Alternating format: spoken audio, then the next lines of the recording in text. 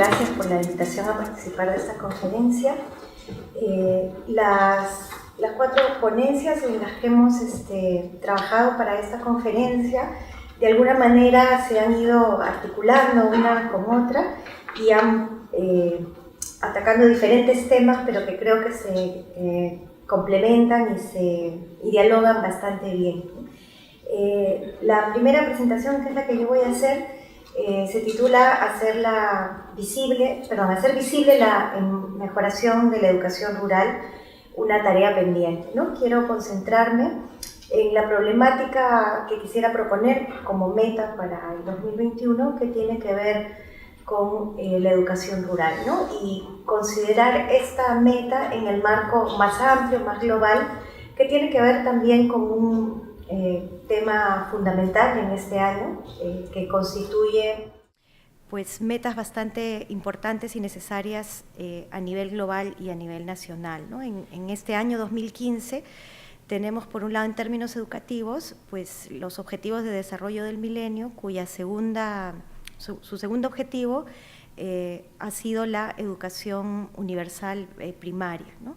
Y por otro lado tenemos la educación para todos, que también el objetivo que se proponía para el 2015 eran 6 diversos compromisos.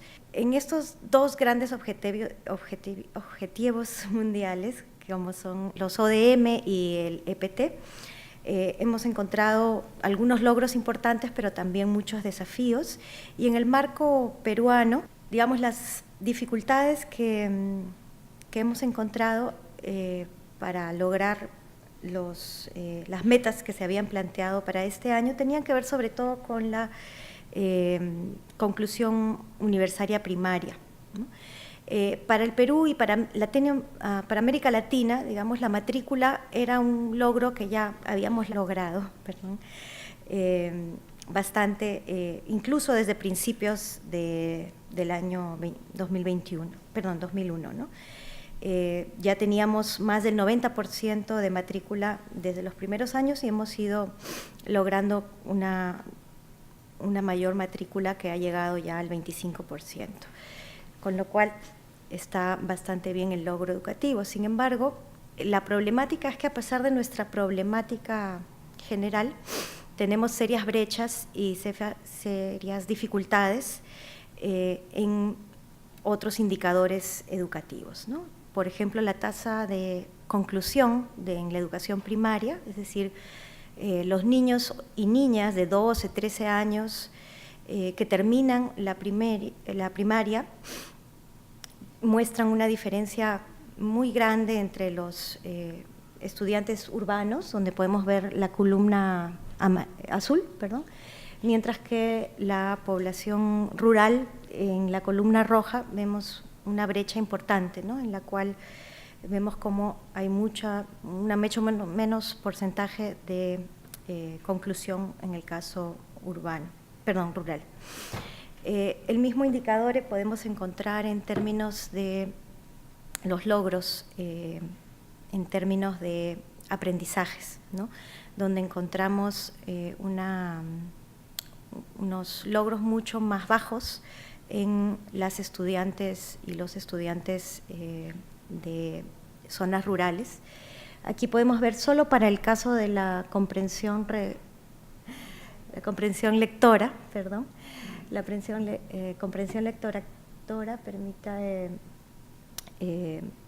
vemos una gran brecha en la línea azul que muestra los logros en los estudiantes urbanos, mientras que los estudiantes rurales, en la línea roja podemos ver que tenemos una brecha muy grande donde se ve una desventaja en los estudiantes rurales. Esta situación de desigualdad nos desafía frente a qué política educativa podemos enfrentar para resolver esta situación, ¿no? Y el marco, digamos, nacional, además de los objetivos más globales como los ODM y EPT, los objetivos nacionales, sobre todo el proyecto educativo nacional, son muy claros en mostrar, bueno, una apuesta muy importante de equidad, ¿no? En la cual los oportunidades y resultados educativos han sido como una prioridad, es el primer objetivo estratégico del PEN, y en este marco el PEN ha sido muy claro en enfatizar como prioridad la atención a la población rural, ¿no? También a la población de pobreza extrema y niños y niñas de capacidades especiales, ¿no? Pero ¿qué ha pasado en términos de las políticas educativas que hemos visto en los últimos 10 años desde que se inició el PEN?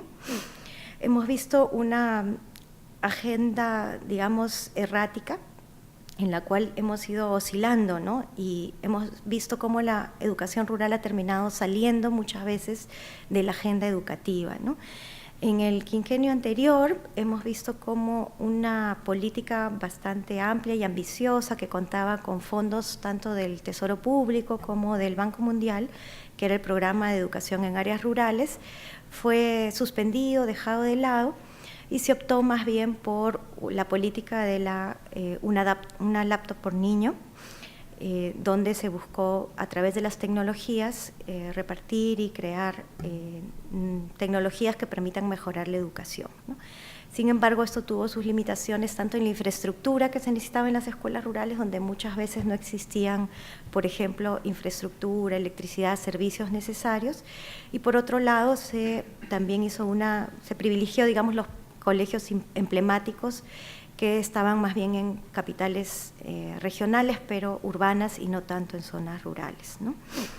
Luego pasamos en el siguiente quinquenio, de estos colegios emblemáticos se pasó a la prioridad de redes rurales, ¿no? Volviendo, digamos, como en un péndulo a tratar de mejorar la atención en zonas rurales a través de redes, pero dentro del mismo quinquenio se dejó también de lado las redes rurales para volver a opciones como los colegios de alto rendimiento,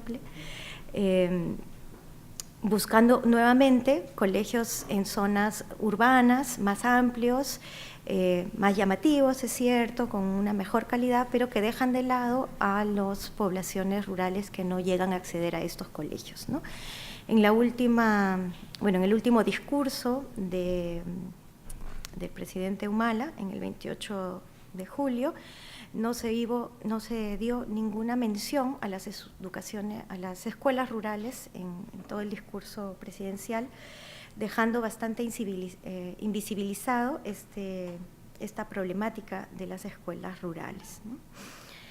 En ese marco es que la meta que propongo, considerando esta necesidad de equidad y de restablecer esta brecha que se está dando en la escuela nacional, la brecha propuesta sería cerrar la brecha entre de educación urbana y rural en el Perú, ¿no?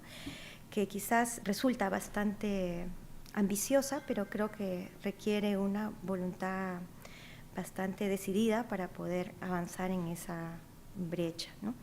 Supone esta brecha diversas medidas, ¿no? Que tiene que ver con diversos aspectos como la infraestructura, que debe ser más adecuada. Sabemos que las escuelas rurales, sobre todo en selva y en sierra, son las que tienen la peor infraestructura, entonces es necesaria compensar estas condiciones materiales que requieran una mejor infraestructura. Luego tenemos también la necesidad de garantizar aprendizajes adecuados que, por supuesto, se deben expresar en cerrar estas brechas de resultados, que también Pablo y Juan Francisco van a hablar en más detalle con temas de resultados, pero donde quisiera enfatizar no solo los resultados en términos de los aprendizajes, sino también los procesos que van a producir estos resultados, ¿no? Procesos que tienen que ver, por ejemplo, con el buen trato en los estudiantes.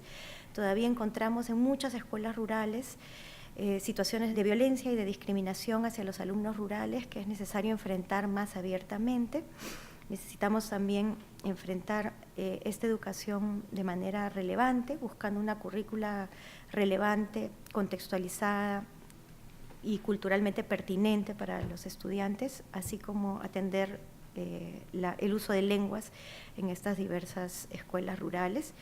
Y finalmente, una educación pertinente que permita atender las diversas necesidades del contexto rural y no una educación divorciada del contexto y de la realidad de los estudiantes, ¿no?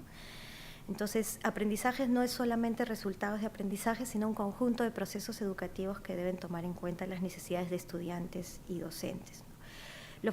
Los docentes son también fundamentales y necesitamos ahí captar y formar nuevos maestros en el ámbito rural, ¿no? Y no solamente atraer nuevos estudiantes, sino también adecuar la formación a estos estudiantes de manera adecuada para el tipo de exigencias que demandan las escuelas rurales. Finalmente, la gestión es central para poder tener una educación eficiente en la cual se pueda ofrecer suficiente apoyo y acompañamiento a los maestros.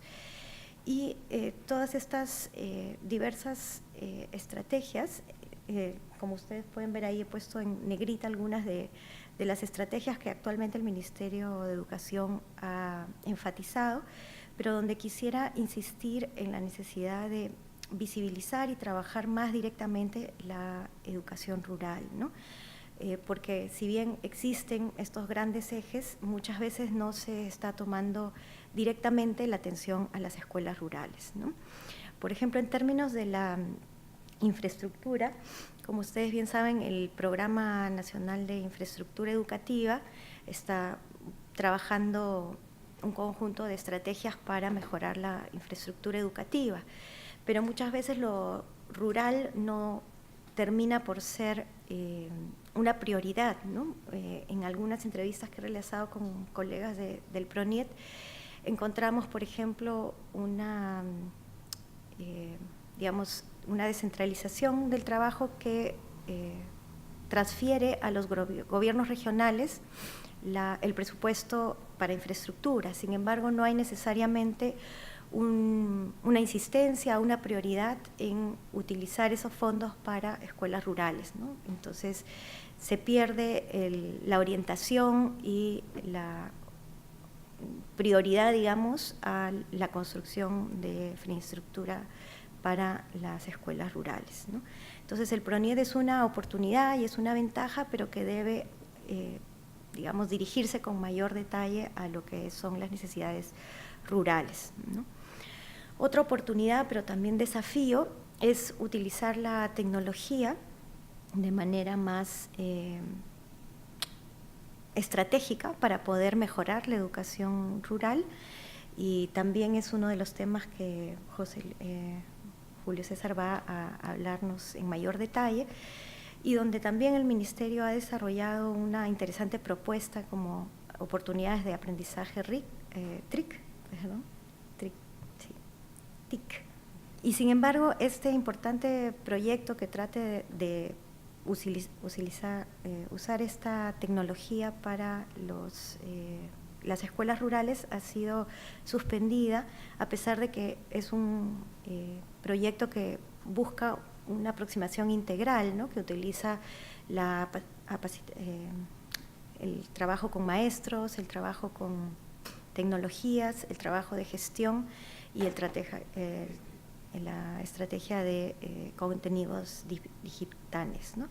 Entonces, esta aproximación integral ha quedado un poco detenida, entonces es una oportunidad que podría recuperarse, ¿no?